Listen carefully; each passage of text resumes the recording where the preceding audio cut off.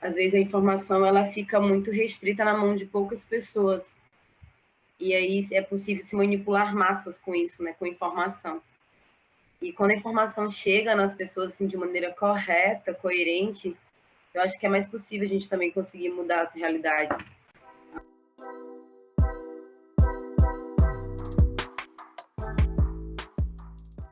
Cristiane Queiroz, tenho 26 anos, sou cria da Sabiaguaba, sou mãe solo, tenho uma babyzinha de 7 anos, sou articuladora comunitária, estou como mediadora e gestora da Biblioteca Comunitária Sabiá, biblioteca essa que eu tanto amo, que leva assim, esse nome do bairro, o apelido carinhoso que a gente chama. Sou uma das integrantes e fundadoras do coletivo Sabiá.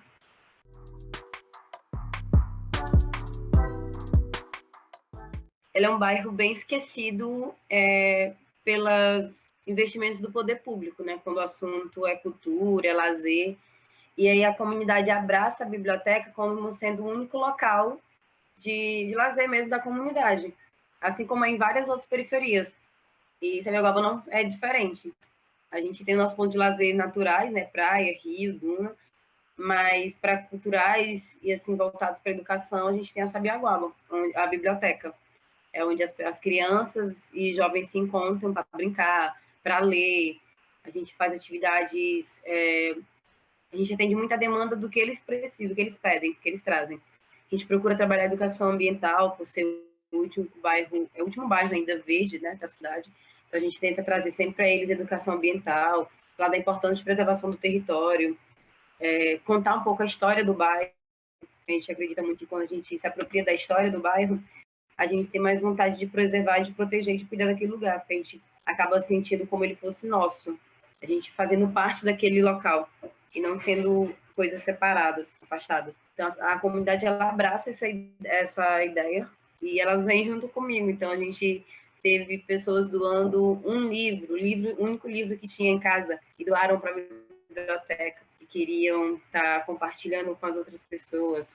Toda vez que a gente precisa fazer alguma festinha, alguma atividade na biblioteca, a comunidade inteira se junta para fazer. Então, a gente faz bingo para arrecadar dinheiro, para fazer as sacolinhas, surpresa para as crianças, para fazer. As mães se juntam para fazer as comidas e faz pipoca quando a gente faz cine. E quando vai fazer festinha, as mães se juntam para fazer o sanduíche, bolo. E a gente sempre faz tudo muito junto.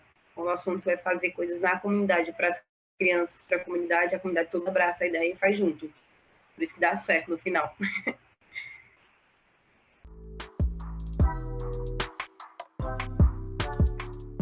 Acho que é mais fácil a gente trabalhar com eles, né? Que ainda estão em construção, nessa fase de absorver tudo ainda do mundo, ainda é tudo muito novo para eles, do que trabalhar com quem já tem a sua cabeça meio formada.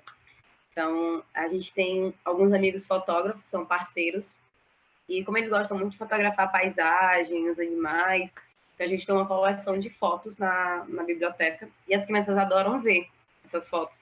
E a gente vai introduzindo. A gente teve pouquinho tempo, assim, com eles, porque a gente teve essa pandemia, então teve pouquinho tempo com eles, tentar mesmo com eles para fazer o que a gente queria, era as trilhas e conhecer o território, e conversando com eles, assim, pelo território, mostrando como era. Atrás da biblioteca tem um braço, como fosse uma afluente, uma deságua da Lagoa da Precabura. Então, a gente usa também como laboratório mesmo para eles, para falar com eles, conversar com eles sobre a importância de preservação do manguezal, das matas ciliares, a importância de ter aquelas riquezas naturais ali naquele território, porque é tão importante preservar, é tão importante cuidar, como era antes, alguns anos atrás, quando eu era criança, quando eu brincava naquele espaço. Então, tentar fazer que eles tenham uma relação, além do conhecimento, uma relação também de afeto, que eles sejam afetados por esse território e eles tenham essa necessidade e vejam a importância que é cuidar e proteger esse território. A gente busca também que eles conversem com os pais. Como praticamente todo mundo se conhece no bairro, então todo mundo tem um pouquinho de história do território. Os pais já brincaram ali, então a gente tem que conversar com os filhos para que eles puxem isso dos seus pais. De conversar, de saber como era o território antes, que as crianças saibam como era esse território pela perspectiva do pai, da mãe, de quando eles brincavam, de quando eles faziam isso, aquilo, outro, e eles foram entendendo as mudanças que foram acontecendo no território. é muito forte a especulação imobiliária aqui no território, e às vezes a falsa ilusão que até os pais têm de que era melhor realmente sair desse território para ir para outro, de morar num desses prédios habitacionais. E a gente tenta explicar para eles o quanto rico é o território que eles estão, que a gente tem problemáticas que tem que ser enfrentadas, e tentar mostrar para eles o quão bom é estar aqui, e o quanto bom é a gente estar cuidando desse território. Que às vezes a gente escuta às vezes dos pais que é um lugar muito pobre, é um lugar isso, um lugar aquilo. Às vezes os pais tentam passar para as crianças mais as coisas ruins que eles têm do território. Enquanto a gente tenta exaltar as coisas boas para que eles continuem querendo estar aqui com a gente.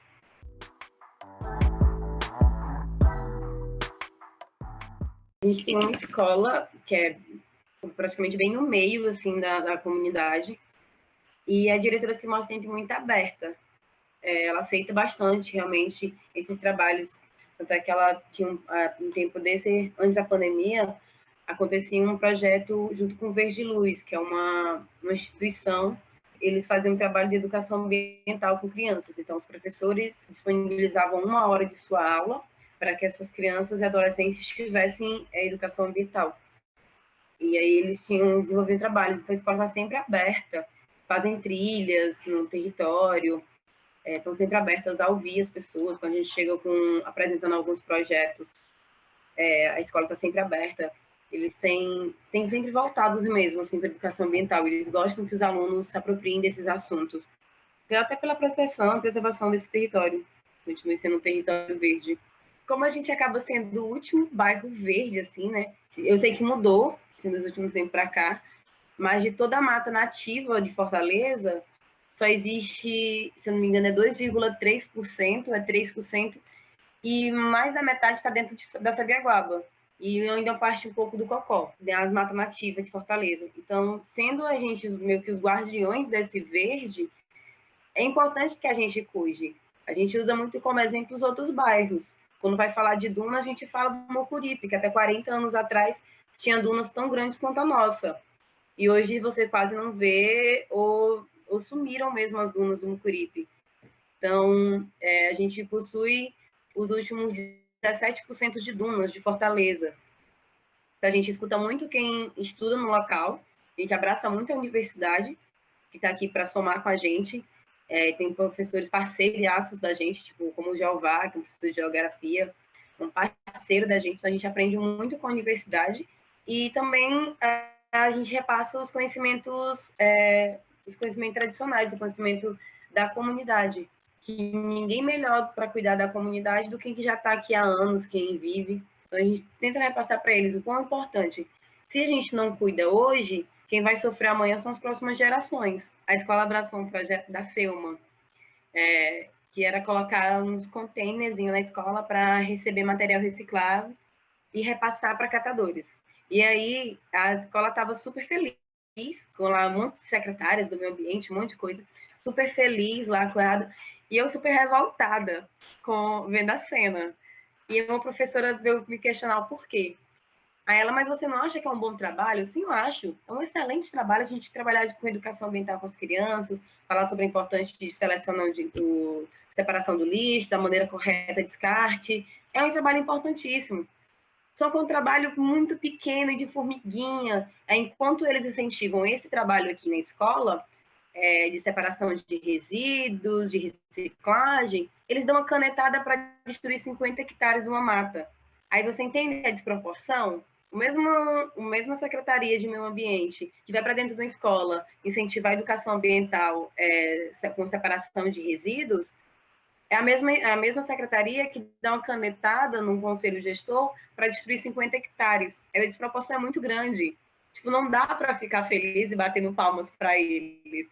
Não dá. Então, a mesma medida que a gente tem que fazer esse trabalho de formiguinha com as crianças de educação, a gente tem que estar brigando lá com essas secretarias, com o Estado, para que eles continuem preservando e não toquem no que já está guardado.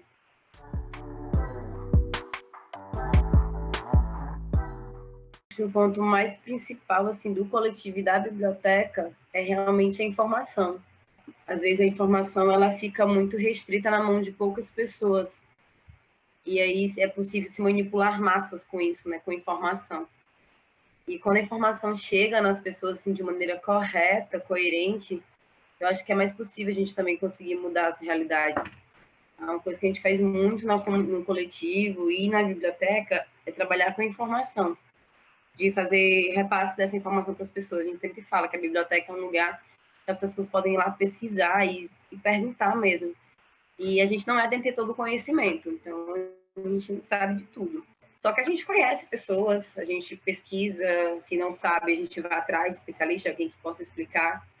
E sem informação a pessoa não vai ficar.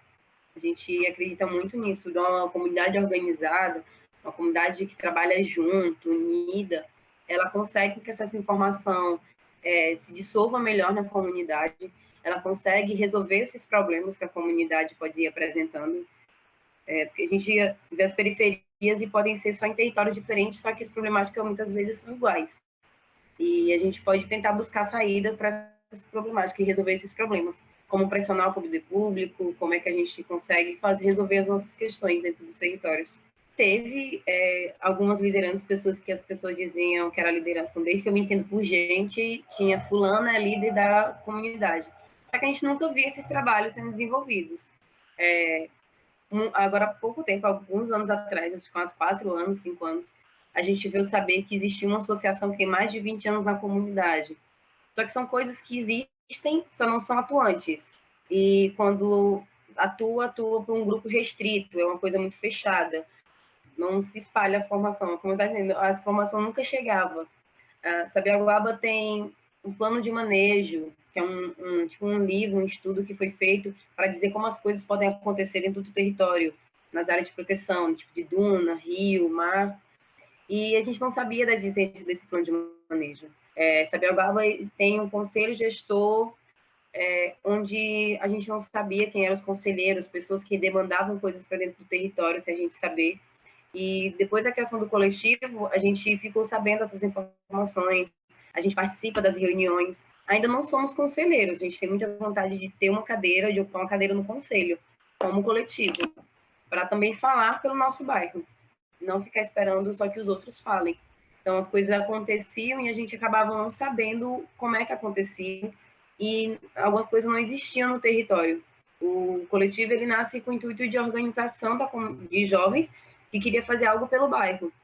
E aí, nosso trabalho assim, principal, a gente faz cine debate pela comunidade, a gente está sempre fazendo limpezas pelo território, então, na praia, no tirão de limpeza na praia, na duna, na lagoa, no mangue, então a gente está sempre fazendo mutirões de limpeza e sempre participando desses debates, quando o assunto é educação ambiental, quando o assunto é sobre as dunas, sobre proteção da Sabiaguaba, a gente está sempre envolvido nesses debates e participando dessas discussões.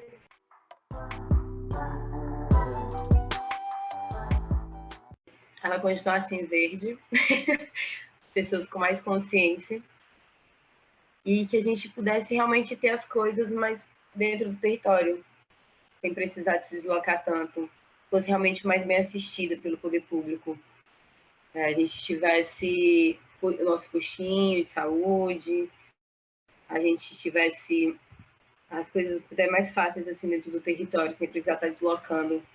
Que as coisas venham para o território, mas venham com respeito. As pessoas tenham consciência de que ninguém quer barrar o progresso no território. A gente até quer que ele chegue, mas chegue de maneira respeitosa, respeitando a mata, respeitando a flora, a fauna, respeitando as pessoas que aqui moram, que tenham realmente respeito, acima de tudo respeito.